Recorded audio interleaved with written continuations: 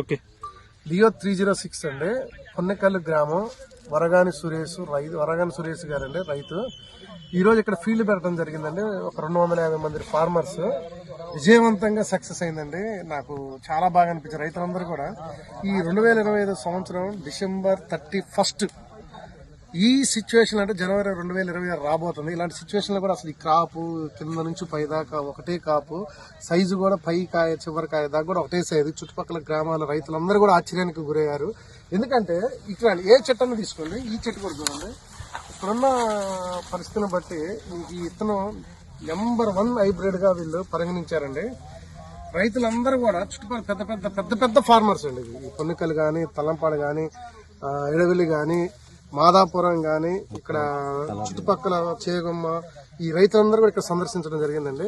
ఈ లియో 306 అనేది sensational hybrid ఇత్తనం. వాళ్ళు మా కంటే ఎక్కువ వాళ్ళు చెప్పడం జరిగింది. ఎందుకంటే వాళ్ళకే రైతులకే తెలుసు, కంపెనీ వాళ్ళకంటే ఇక్కడ డీలర్లకు మేము అమ్మే వాళ్ళకంటే ఫార్మర్సే చాలా చక్కగా వివరించారు ఈ హైబ్రిడ్ గురించి. నాకు చాలా బాగా అనిపించిందండి వెరైటీ. నాకు ఇంకా కాన్ఫిడెన్స్ పెరిగింది ఈ లియో 306 మీద.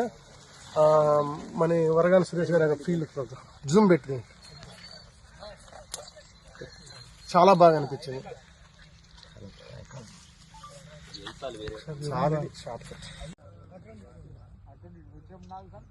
కృష్ణ ఎట్టుంది కృష్ణ? లేపు లియో 306 కింద నుంచి పై దాకా ఒకటే క్రాప్ అనమాట.